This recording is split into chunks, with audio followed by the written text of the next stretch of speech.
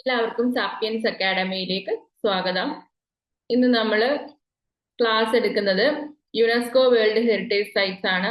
RRB എക്സാമിന് വേണ്ടിയിട്ടുള്ള GK സെക്ഷനിൽ നിന്ന് ഇമ്പോർട്ടന്റ് ആയിട്ട് പ്രീവിയസ് ക്വസ്റ്റ്യൻസിനകത്ത് കാണുന്നതാണ് യുനെസ്കോ വേൾഡ് ഹെറിറ്റേജ് സൈറ്റ്സിനെ കുറിച്ചുള്ള ക്വസ്റ്റ്യൻസുകൾ. അപ്പം RRBക്ക് വേണ്ടിയിട്ടുള്ള ഫുൾ കോഴ്സുകൾക്കായിട്ട് സാപ്പിയൻസ് അക്കാഡമി ആപ്പ് ഡൗൺലോഡ് ചെയ്യുക. ലൈവ് സെക്ഷൻസും റെക്കോർഡഡ് ക്ലാസ്സുകളും ഉണ്ടാകുന്നതാണ്. RPFന് വേണ്ടിയിട്ടും ALP, NDPC, ALP CBT 2 വേണ്ടിയിട്ടും ഒക്കെയുള്ള ക്ലാസ്സുകളുണ്ട്. ബേസിക് സയൻസ് ആൻഡ് എഞ്ചിനീയറിംഗിന്റെ കോഴ്സുകളുണ്ട്. കറണ്ട് അഫയേഴ്സിന്റെ കോഴ്സുകൾ നമ്മൾ ചെയ്യുന്നുണ്ട്. അപ്പം ഈ താഴെ കൊടുത്തിരിക്കുന്ന നമ്പറിൽ കോൺടാക്ട് ചെയ്യുക, ആപ്പ് ഡൗൺലോഡ് ചെയ്യുക. ഫ്രീ ക്ലാസ്സുകളും നിങ്ങൾക്ക് കിട്ടുന്നതാണ്. അപ്പൊ നമുക്ക് ടോപ്പിക്കിലേക്ക് കിടക്കാം. നമുക്ക് യുനെസ്കോ വേൾഡ് ഹെറിറ്റേജ് സൈറ്റ്സിനെ കുറിച്ച് നോക്കുന്നതിന് മുമ്പ് നമുക്ക് എന്താണ് യുനെസ്കോ വേൾഡ് ഹെറിറ്റേജ് സൈറ്റ്സ് എന്ന് അറിയേണ്ടതുണ്ട്. അപ്പം United Nations educational, scientific and cultural organisation എന്നാണ് യുനെസ്കോയുടെ full form. United Nations educational, scientific and cultural organisation എന്നാണ് യുനെസ്കോയുടെ ഫുൾ ഫോം. ഇപ്പൊ യുനെസ്കോയുടെ പൂർണ്ണ രൂപം എന്താണെന്ന് റെയിൽവേ എക്സാംസിന് മുമ്പ് ചോദിച്ചിട്ടുള്ള ക്വസ്റ്റ്യൻ ആണ്. ഇപ്പൊ യുണൈറ്റഡ് നേഷന്റെ ഒരു ഓർഗനൈസേഷൻ ആണ്. ലോക സമാധാനം എങ്ങനെ ഒന്നുകിൽ വിദ്യാഭ്യാസത്തിലൂടെ അല്ലെങ്കിൽ സയന്റിഫിക് ശാസ്ത്രപരമായിട്ടോ അല്ലെങ്കിൽ സാംസ്കാരികപരമായിട്ടോ ഒക്കെ ലോക സമാധാനം കൂട്ടാൻ വേണ്ടിയിട്ട് കൊണ്ടുവന്നിട്ടുള്ള ഒരു സംഘടനയാണ് യുനെസ്കോ എന്ന് പറയുന്നത്. അപ്പം യുനെസ്കോ എന്ന് പറയുന്നത് സ്പെഷ്യലൈസ്ഡ് ഏജൻസിയാണ്. യുനെസ്കോ എന്ന് പറയുന്നത് ഒരു സ്പെഷ്യലൈസ്ഡ് ഏജൻസിയാണ് for UN aimed at promoting world peace and security through international cooperation of education, science and culture. ഇതിന്റെ ഹെഡ് ക്വാർട്ടേഴ്സ് എവിടെയാണ് വരുന്നത്? യുനെസ്കോയുടെ ഹെഡ് ക്വാർട്ടേഴ്സ് പാരീസിലാണ്. പ്രീവിയസ് ക്വസ്റ്റ്യൻ ആണ്. യുനെസ്കോയുടെ ഹെഡ് ക്വാർട്ടേഴ്സ് എവിടെയാണ്? പാരീസിലാണ്. എന്നാണ് യുനെസ്കോ വന്നത്? 1945 യുനെസ്കോ പാരീസിൽ ഹെഡ് ക്വാർട്ടേഴ്സ് ആയിട്ടുള്ള യുനെസ്കോ 1945 എസ്റ്റാബ്ലിഷ് ചെയ്യുന്നത്. യുണൈറ്റഡ് നേഷൻ വന്നത് 1944 ഒക്ടോബർ 24 ഇപ്പൊ UN ഡേ ആയിട്ട് സെലിബ്രേറ്റ് ചെയ്യുന്നത് ഒക്ടോബർ 24. ഫ്രാങ്ക്ലിൻ ഡി റൂസ്വെൽറ്റ് ആണ് യുണൈറ്റഡ് നേഷൻസിന് പേര് സജസ്റ്റ് ചെയ്തത്. ഫ്രാങ്ക്ലിൻ ഡി റൂസ്വെൽറ്റ് ആണ്. ഇപ്പൊ 1945 യുനെസ്കോ നിലവിൽ വരുന്നു. ഹെഡ് ക്വാർട്ടേഴ്സ് പാരീസിലാണ്. 1972 ഒരു വേൾഡ് ഹെറിറ്റേജ് കൺവെൻഷൻ യുനെസ്കോ നടത്തിയിട്ടുണ്ടായിരുന്നു. വേൾഡ് ഹെറിറ്റേജ് കൺവെൻഷൻ യുനെസ്കോ നടത്തിയിട്ടുണ്ടായിരുന്നത് 1972. ഇനി യുനെസ്കോയുടെ ഡയറക്ടർ ജനറൽ ആരാണ്? ഓഡ്രെ ഓസ്ലിയാണ് യുനെസ്കോയുടെ ഡയറക്ടർ ജനറൽ എന്ന് പറയുന്നത്. ഇപ്പൊ എൻവയോൺമെന്റ് ആൻഡ് കൾച്ചറൽ ഇമ്പോർട്ടൻസ് ഉള്ള സ്ഥലങ്ങളെയാണ് യുനെസ്കോ എന്ത് ചെയ്യുന്നത്? പ്രിസർവ് ചെയ്യുന്നത്. അപ്പൊ യുനെസ്കോ ലോകമാകമാനമുള്ള കൾച്ചറലി അല്ലെങ്കിൽ നാച്ചുറലി അല്ലെങ്കിൽ ഈ രണ്ട് രീതിയിലും സംരക്ഷിക്കപ്പെടേണ്ടതായിട്ടുള്ള സ്ഥലങ്ങളെ പ്രിസർവ് ചെയ്ത് പ്രൊട്ടക്ട് ചെയ്ത് അതിന്റെ സംരക്ഷണവും മെയിൻ്റനൻസും എല്ലാം ഈ യുനെസ്കോ തന്നെ ഏറ്റെടുക്കുന്നു. അതുമൂലം ആ സ്ഥലത്തെ കൂടുതൽ ആൾക്കാർ ശ്രദ്ധിക്കപ്പെടുകയും അതുപോലെ ടൂറിസം ആയാലും എല്ലാം കൂടുതൽ വികസിപ്പിക്കാനും എല്ലാം പറ്റുന്നതാണ്. ആ ഒരു സ്ഥലത്തെ സംരക്ഷിക്കാനുള്ള ഫണ്ടും കാര്യങ്ങളും എല്ലാം യുനെസ്കോ തന്നെ ഏറ്റെടുക്കുന്നതാണ്. ഈ ഒരു വേൾഡ് ഹെറിറ്റേജ് സൈറ്റ്സുകളെ ഉൾപ്പെടുന്നത് കൊണ്ട് ഉദ്ദേശിക്കുന്ന ലക്ഷ്യം എന്ന് പറയുന്നത്. ഏറ്റവും കൂടുതൽ വേൾഡ് ഹെറിറ്റേജ് സൈറ്റുകൾ ഉള്ളത് എവിടെയാണെന്ന് ചോദിച്ചു കഴിഞ്ഞാൽ എവിടെയാണ്? ഏറ്റവും കൂടുതൽ വേൾഡ് ഹെറിറ്റേജ് സൈറ്റുകൾ ഉള്ള ഇറ്റലിയിലാണ് ഉള്ളത്. എവിടെയാണ്? ഇറ്റലിയിലാണ് ഏറ്റവും കൂടുതൽ വേൾഡ് ഹെറിറ്റേജ് സൈറ്റുകൾ ഉള്ള രാജ്യം ഏതാണെന്ന് ചോദിച്ചാൽ ഏതാണ്? ഇറ്റലിയാണ്. അതുപോലെ ടോട്ടൽ ഇപ്പോൾ ഇന്ത്യയിൽ നിന്നും എത്ര വേൾഡ് ഹെറിറ്റേജ് സൈറ്റുകളാണ് യുനെസ്കോയുടെ പട്ടികയിൽ ഉൾപ്പെടുത്തിയിട്ടുള്ളതെന്ന് ചോദിച്ചു കഴിഞ്ഞാൽ 42 സൈറ്റ്സുകളാണ് ഇതുവരെ ഇന്ത്യയിൽ നിന്നും യുനെസ്കോയുടെ വേൾഡ് ഹെറിറ്റേജ് സൈറ്റ്സിൽ ഉൾപ്പെടുത്തിയിട്ടുള്ളത്. അപ്പൊ എങ്ങനെയുള്ള സ്ഥലങ്ങളെയൊക്കെയാണ് ഉൾപ്പെടുത്തുന്നത്? ഒന്നെങ്കിൽ എൻവയോൺമെന്റലി റിലേറ്റഡ് ആയിട്ടിരിക്കണം, നാച്ചുറലി റിലേറ്റഡ് ആയിട്ട് ഉള്ളതായിരിക്കണം, അല്ലെങ്കിൽ സാംസ്കാരികമായി എന്തെങ്കിലും പ്രത്യേകതയുള്ള സ്ഥലങ്ങളായിരിക്കണം, അല്ലെങ്കിൽ എന്താണ് ഈ രണ്ട് രീതിയിലും പ്രിസർവ് ചെയ്യേണ്ട സ്ഥലങ്ങളാണെങ്കിൽ മിക്സഡ് കാറ്റഗറിയിലും ഉൾപ്പെടുത്തുന്നു. ഇപ്പൊ മിക്സഡ് കാറ്റഗറിയിൽ ഇന്ത്യയിൽ നിന്ന് ഒരേ ഒരു സൈറ്റിനെ മാത്രമേ ഉൾപ്പെടുത്തിയിട്ടുള്ളൂ. അത് 2016 ഉൾപ്പെടുത്തിയത്. അതാണ് കാഞ്ചൻഗംഗ നാഷണൽ പാർക്ക് എന്ന് പറയുന്നത്. അത് നല്ല ഇമ്പോർട്ടന്റ് ആയിട്ടുള്ള ക്വസ്റ്റ്യൻ ആണ്. എല്ലാ എക്സാംസിനും ഇപ്പോഴും ചോദിച്ചുകൊണ്ടിരിക്കുന്ന ഒരു ക്വസ്റ്റ്യൻ ആണ്. കാഞ്ചൻഗംഗ നാഷണൽ പാർക്ക് എവിടെയാണത്? സിക്കിമിലാണ്. Kanchenjunga national park Sikkim. ഈ സിക്കിമിലുള്ള കാഞ്ചൻഗംഗ നാഷണൽ പാർക്കിനെ മിക്സഡ് കാറ്റഗറിയിൽ ഉൾപ്പെടുത്തിയിട്ടുണ്ട്. അപ്പം ഇത്രയും കാര്യങ്ങളാണ് നമുക്ക് നോക്കാനുള്ളത്. അതുപോലെ തന്നെ നമുക്ക് വേൾഡ് ഹെറിറ്റേജ് ഡേ ആയിട്ട് സെലിബ്രേറ്റ് ചെയ്യുന്നത് ഏത് ദിവസമാണ് ചോദിച്ചാൽ April 18 ഹെറിറ്റേജ് ഡേ ആയിട്ട് സെലിബ്രേറ്റ് ചെയ്യുന്നത്. April 18 നമ്മൾ വേൾഡ് ഹെറിറ്റേജ് ഡേ ആയിട്ട് സെലിബ്രേറ്റ് ചെയ്യുന്നു. അത് 1983 യുനെസ്കോയുടെ ഒരു ജനറൽ കോൺഫറൻസിലാണ്. 22nd ജനറൽ കോൺഫറൻസിലാണ് എന്ത് ഈ യുനെസ്കോ വേൾഡ് ഹെറിറ്റേജ് യുനെസ്കോ എന്ത് ചെയ്യുന്നത്? April 18 ഹെറിറ്റേജ് ഡേ ആയിട്ട് സെലിബ്രേറ്റ് ചെയ്യാൻ തീരുമാനിച്ചത് 1983. അതുപോലെ ഇന്ത്യയിൽ നിന്നും ആകെ 42 സൈറ്റുകളാണുള്ളത്.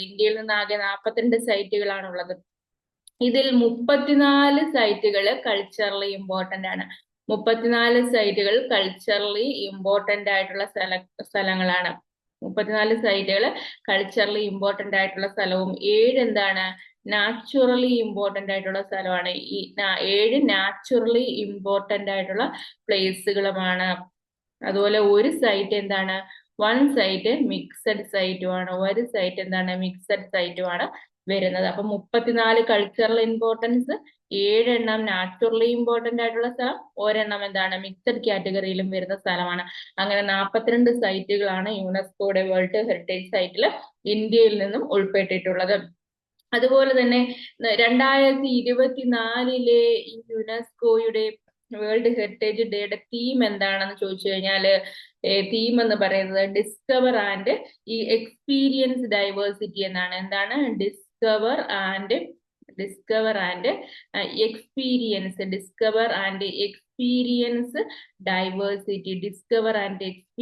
ഡൈവേഴ്സിറ്റി എന്നുള്ളതാണ് 2024 തീം എന്ന് പറയുന്നത്. 2024 theme discover and experience diversity എന്നുള്ളതാണ്. അപ്പം ഇത്രയും കാര്യങ്ങളാണ് നമുക്ക് ഈ ഒരു ഇതിൽ നോക്കാനായിട്ടുള്ളത്. എന്തൊക്കെയാണ് നമ്മൾ പറഞ്ഞത്? ആകെ 42 സൈറ്റുകളാണ് ഇന്ത്യയിൽ നിന്നും യുനെസ്കോയുടെ വേൾഡ് ഹെറിറ്റേജ് പട്ടികയിൽ ഉൾപ്പെടുത്തിയിട്ടുള്ളത്. ഏറ്റവും കൂടുതൽ വേൾഡ് ഹെറിറ്റേജ് സൈറ്റുകളുള്ള രാജ്യമാണ് എന്തെന്ന് പറയുന്നത് ഇറ്റലി എന്ന് പറയുന്നത്. April 18 വേൾഡ് ഹെറിറ്റേജ് ഡേ ആയിട്ട് സെലിബ്രേറ്റ് ചെയ്യുന്നത്. 2024 തീം എന്ന് പറയുന്നത് ഡിസ്കവർ ആൻഡ് എക്സ്പീരിയൻസ് ഡൈവേഴ്സിറ്റി എന്നുള്ളതാണ്. 42 സൈറ്റുകൾ ഇന്ത്യയിൽ നിന്നും ഇൻക്ലൂഡ് ചെയ്തിട്ടുണ്ട്. അതിൽ 34 എണ്ണം കൾച്ചറൽ സൈറ്റുകളും 7 എണ്ണം നാച്ചുറലി ഇമ്പോർട്ടന്റ് ആയിട്ടുള്ള സൈറ്റും ഒരെണ്ണം മിക്സഡ് സൈറ്റുമാണ് ഉള്ളത്. അപ്പൊ ഇന്ത്യയിൽ നിന്നും ഉള്ള 42 സൈറ്റുകൾ നമുക്ക് ഏതൊക്കെയാണെന്ന് നോക്കാം. ഒന്നെന്ന് പറയുന്നത് കൾച്ചറൽ ഹെറിറ്റേജ് സൈറ്റ്സ് ആണ് നോക്കുന്നത്. ആഗ്ര ഫോർട്ട് എവിടെ? ഉത്തർപ്രദേശിലാണ് ആഗ്ര ഫോർട്ട് ഉള്ളത്. ആഗ്ര ഫോർട്ട് ഉത്തർപ്രദേശിലാണ്. അതുപോലെ തന്നെ അജന്ത കേവ്സ് അതും 1983 തന്നെയാണ്. അപ്പൊ 1983 ഇന്ത്യയിൽ നിന്നും 4 സൈറ്റുകളാണ് ഇൻക്ലൂഡ് ചെയ്തിട്ടുള്ളത്. ടോട്ടൽ 4 സൈറ്റുകൾ 1983 ഇൻക്ലൂഡ് ചെയ്തിരിക്കുന്നു. Ajanta caves Maharashtra, Agra fort Uttar Pradesh, Ajanta caves Maharashtra, Ellora caves എവിടെയാണ്? മഹാരാഷ്ട്രയാണ്. 1983 എല്ലോറ കേവ്സും എവിടെ നിന്നാണ് എടുത്തിട്ടുള്ളത്? മഹാരാഷ്ട്രയിൽ നിന്നാണ്. അജന്ത എല്ലോറ കേവ്സ് ബുദ്ധിസ്റ്റ് പെയിന്റിങ്സുകൾക്കും ബുദ്ധിസ്റ്റ് പെയിന്റിങ്സ് അതുപോലെ ബുദ്ധയുടെ ജാതക ടെയിൽസ് എല്ലാം ഏതുമായി റിലേറ്റ് ചെയ്തിരിക്കുന്നു എന്ന് ചോദിക്കാറുണ്ട്. അജന്ത എല്ലോറ കേവ്സുകളുമായിട്ട് ബന്ധപ്പെട്ടിട്ടുള്ളതാണ്. അജന്ത എല്ലോറ കേവ്സിൽ ബുദ്ധന്റെ രൂപങ്ങളൊക്കെ കൊത്തിവെച്ചിട്ടുണ്ട്. അപ്പൊ അജന്ത എല്ലോറ കേവ്സ് ഏത് മതവുമായി ബന്ധപ്പെട്ടിരിക്കുന്നു എന്ന് ചോദിക്കാറുണ്ട്. ബുദ്ധമതവുമായി ബന്ധപ്പെട്ടിരിക്കുന്നു. 1983 മഹാരാഷ്ട്രയിലാണ് ഉള്ളത്. അജന്തയും എല്ലോറ കേവ്സുകൾ ഗ്രൂപ്പ് ഓഫ് കേവ്സ് ആണ്, മഹാരാഷ്ട്രയിലാണ് ഉള്ളത്. താജ്മഹൽ എന്ന് പറയുന്നത് 1983 ഇൻക്ലൂഡ് ചെയ്തിരിക്കുന്നു. അതും ഉത്തർപ്രദേശിലാണ്. അപ്പൊ ഉത്തർപ്രദേശിൽ നിന്നുള്ള രണ്ട് കാര്യങ്ങളാണ്. ഏതൊക്കെയാണ്? ഒന്ന് ആഗ്ര ഫോർട്ട്, ഒന്ന് താജ്മഹൽ. ആരാണ് പണി കഴിപ്പിച്ചത്? ഷാജഹാൻ. ആർക്ക് വേണ്ടിയിട്ടാണ്? മുംതാസിന് വേണ്ടിയിട്ട്. അപ്പൊ താജ്മഹൽ ഏത് നദിയുടെ തീരത്താണ്? യമുന നദിയുടെ തീരത്താണ്. അപ്പൊ യമുന നദിയുടെ തീരത്ത് താജ്മഹൽ 1983 ഉത്തർപ്രദേശ്. അതുപോലെ തന്നെ ഇപ്പൊ നമുക്ക് 4 സൈറ്റുകൾ ഏതൊക്കെയാണെന്ന് ഓർക്കാം. 1983 ഇന്ത്യയിൽ നിന്നും 1983 അജന്ത എല്ലോറ കേവ്സ്, ആ 2 കേവ്സ് ബുദ്ധമതങ്ങളുമായിട്ട് ബന്ധപ്പെട്ടിരിക്കുന്നു. അത് കഴിഞ്ഞ് ആഗ്ര ഫോർട്ടും താജ്മഹലും, ഇത് രണ്ടും ഉത്തർപ്രദേശിൽ നിന്നാണ്. മഹാരാഷ്ട്രയിൽ നിന്നാണ് അജന്ത എല്ലോറ കേവ്സ്. ഇത് അജന്ത എല്ലോറ കേവ്സ് ഏത് ജില്ലയിലാണ്? മഹാരാഷ്ട്രയിലെ ഔറംഗാബാദ് ജില്ലയിലാണ്. ഇനി group of monuments at Mahabalipuram. Group of monuments at Mahabalipuram 1984 ആണ്. തമിഴ്നാട്. ഏത് തമിഴ്നാട്ടിലാണ് മഹാബലിപുരം ടെമ്പിൾ ഒക്കെ നിങ്ങൾക്ക് അറിയാം. മഹാബലിപുരം ടെമ്പിൾ. ഇപ്പൊ മഹാബലിപുരത്തെ ഗ്രൂപ്പ് ഓഫ് മോണുമെന്റ്സ് 1984 അത് ഇൻക്ലൂഡ് ചെയ്തത്. 1984 group of monuments at Mahabalipuram include ചെയ്തത് 1984 അടുത്ത സൺ ടെമ്പിൾ കൊണാർക്ക്.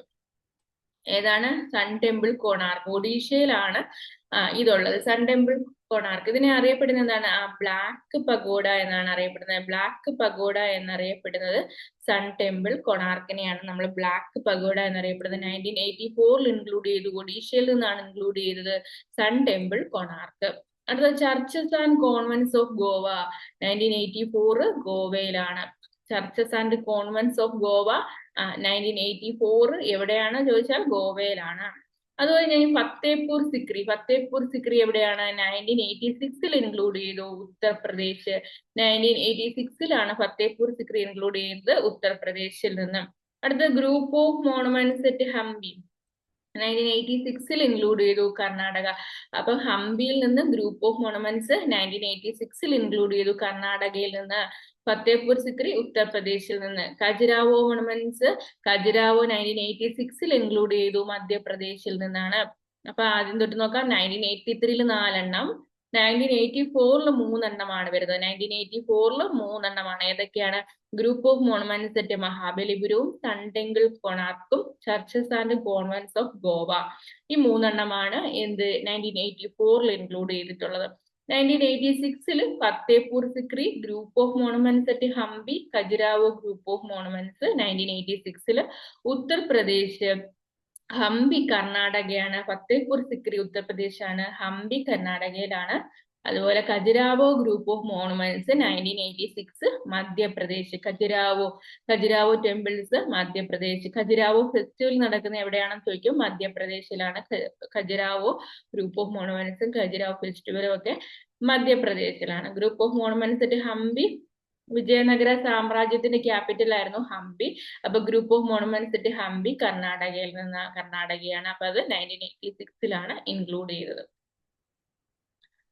അടുത്തത് നമുക്ക് വരുന്നത് എന്ന് പറയുന്നത് ആഗ്ര ഫോർട്ട് ആണ്. ആഗ്ര ഫോർട്ട് 1983 ഉത്തർപ്രദേശിലാണ് ആഗ്ര ഫോർട്ട്. 1983 ഇത് നമ്മൾ പറഞ്ഞത് തന്നെയാണ്. ഈ സ്ലൈഡ് കുഴപ്പമില്ല. അടുത്തത് cultural heritage Champaner Pavagadh archaeological park.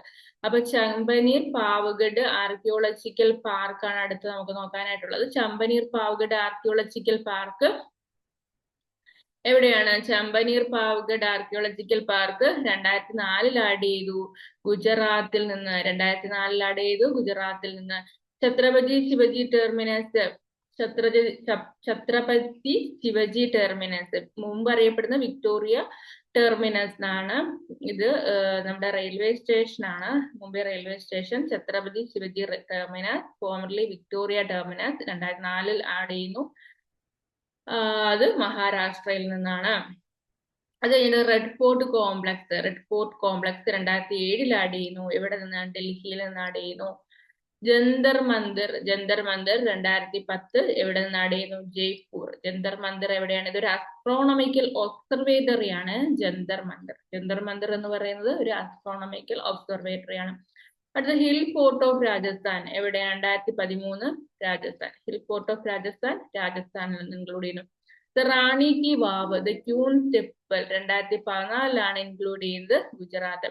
അപ്പൊ ഈ റാണി കി വാവ് ക്യൂൻ സ്റ്റെപ്പിൽ ഏത് നദിയുടെ തീരത്താണ്? സരസ്വതി നദിയുടെ തീരത്താണ്. സരസ്വതി നദിയുടെ തീരത്താണ് റാണി കി വാവ് ക്യൂൻ സ്റ്റെപ്പൽ സരസ്വതി നദിയുടെ തീരത്ത്. 2014 Gujarat. Hill forts of Rajasthan 2013 രാജസ്ഥാനിൽ നിന്നാണ് ഉള്ളത്. റാണി കി വാവ് ഒരു സ്റ്റെപ്പ് വെല്ലാണ്. അത് ഒരു കുറെ സ്റ്റെപ്പ് വെല്ലുള്ള ഒരു കിണറാണത്. സ്റ്റെപ്പുള്ള കിണറാണ്. 2014 സരസ്വതി നദിയുടെ തീരത്താണ് ഇതുള്ളത്. ഗുജറാത്തിൽ നിന്ന് ആഡ് ചെയ്തു. ആർക്കിയോളജിക്കൽ സൈറ്റ് ഓഫ് നളന്ദ മഹാവീരായിട്ട് നളന്ദ 2016 നളന്ദ മഹാവീര. അത് ഒഡീഷയിൽ ബീഹാറിലാണ് നളന്ദ മഹാവീര. ബീഹാറിലാണ് 2016 ആഡ് ചെയ്തത്. അടുത്തത് archaeological work of Le Corbusier and outstanding contribution to modern movement. അപ്പൊ ആർക്കിയോളജിക്കൽ നമുക്കറിയാം ചണ്ഡീഗഡ് സിറ്റി പണി കഴിപ്പിച്ചതാരാണ് നമ്മൾ പഠിക്കാറുണ്ട്. ലേക്ക് ഹെർബേഷ്യർ ആണ് പണി കഴിപ്പിച്ചത്. ഇദ്ദേഹം ഒരു ലോക പ്രശസ്തനായിട്ടുള്ള ഒരു ആർക്കിടെക്ട് ആയിരുന്നു. അദ്ദേഹത്തിന്റെ ആർക്കിടെക്ചറൽ വർക്കുകൾ ലോകത്ത് 7 രാജ്യങ്ങളോളം അദ്ദേഹത്തിന്റെ വർക്കുകളുണ്ട്. അപ്പൊ ഇന്ത്യയിൽ അദ്ദേഹത്തിന്റെ വർക്കുകൾ ചണ്ഡീഗഡ് സിറ്റിയിലാണ്. അപ്പൊ അതുകൊണ്ട് ഈ 2016 ചണ്ഡീഗഡിലെ ലേക്ക് ഹെർബേഷ്യറിന്റെ ആർക്കിടെക്ചറൽ വർക്കുകൾ എന്തിൽ ഉൾപ്പെടുത്തി? വേൾഡ് കൾച്ചറൽ ഹെറിറ്റേജ് സൈറ്റിൽ ഉൾപ്പെടുത്തി. അതുപോലെ മറ്റു രാജ്യങ്ങളിലെയും ഉൾപ്പെടുത്തിയിട്ടുണ്ട്. Historic city of Ahmedabad. 2017 Gujarat. Ahmedabad സിറ്റിനെ ഗുജറാത്തിലെ ഗുജറാത്തിന്റെ ക്യാപിറ്റൽ ആണ് അഹമ്മദാബാദ്. അപ്പൊ അഹമ്മദാബാദിനെ 2017 എന്ത് ചെയ്തു? അടുത്ത Victorian Gothic and art deco ensembles of Mumbai 2018 Maharashtra. ഇപ്പൊ Victorian Gothic and art deco ensembles of Mumbai 2018 Maharashtra. എന്താണ് Victorian Gothic and art deco ensembles എന്ന് പറയുന്നത്? ഒരു ആർക്കിടെക്ചറൽ വർക്കാണ്. ഇത് മുംബൈ ഹൈക്കോർട്ടിന്റെ ആർക്കിടെക്ചറൽ വർക്കാണ് Victorian Gothic and art deco ensembles എന്ന് പറയുന്നത്. അടുത്ത നമുക്ക് ജയ്പൂർ സിറ്റിയെ ആഡ് ചെയ്ത് 2019 ജയ്പൂർ സിറ്റി രാജസ്ഥാനിലാണ് ഉള്ളത്. ജയ്പൂർ രാജസ്ഥാന്റെ ക്യാപിറ്റൽ ആണ്. പിങ്ക് സിറ്റി എന്നറിയപ്പെടുന്നത് എന്തിനെയാണ്? ജയ്പൂർ സിറ്റിയാണ് പിങ്ക് സിറ്റി എന്നറിയപ്പെടുന്നത്. അടുത്തത് Kakatiya Rudreshwara temple. 2021 Telangana. Kakatiya Rudreshwara temple Ramappa temple എന്നറിയപ്പെടുന്നു. രാമപ്പ ടെമ്പിൾ, കാകതീയ രുദ്രേശ്വര ടെമ്പിൾ നമ്മൾ 2021 തെലങ്കാനയിൽ നിന്നും ആഡ് ചെയ്തിട്ടുണ്ട്. ജയ്പൂർ സിറ്റി നമുക്കറിയാം. അടുത്തുള്ള ധോളാവീരായ ഹാരപ്പൻ സിറ്റി. ധോളാവീര എന്ന് പറയുന്നത് ഗുജറാത്തിലുള്ള ഒരു ഹാരപ്പൻ സിറ്റിയാണ്. 2021 ആഡ് ചെയ്തു. ഗുജറാത്തിൽ നിന്നാണ് ധോളാവീര ആഡ് ചെയ്തിരിക്കുന്നത്. അത് കഴിഞ്ഞിട്ട് sacred ensembles of the Hoysala temple 2023 add ചെയ്തു കർണാടകയിൽ നിന്ന്.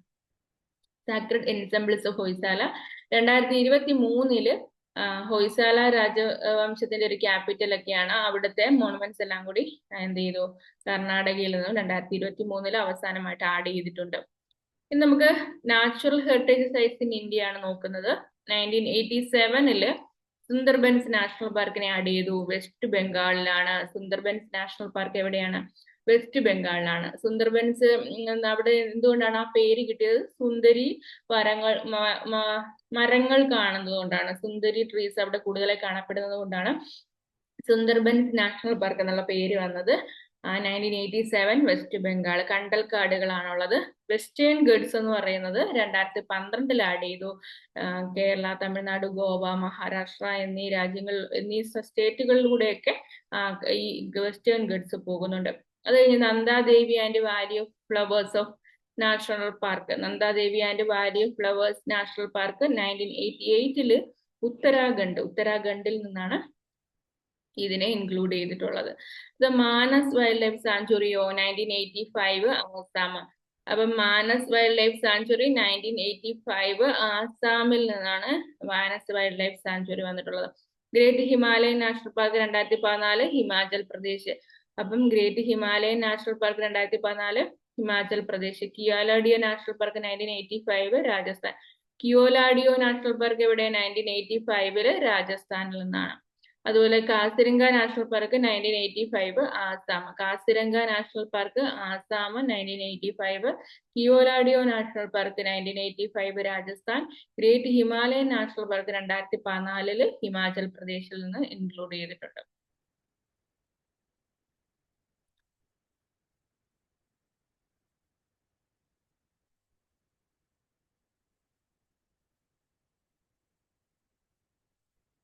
ഓക്കെ, അപ്പൊ നമുക്ക് ഈ നമ്മൾ പറഞ്ഞതൊന്ന് ഈ ചിത്രങ്ങളിലൂടെ നിങ്ങളെ ഒന്ന് കാണിക്കാം. ആഗ്ര ഫോർട്ട് ആണ്, ഉത്തർപ്രദേശിലുള്ള ആഗ്ര ഫോർട്ട്.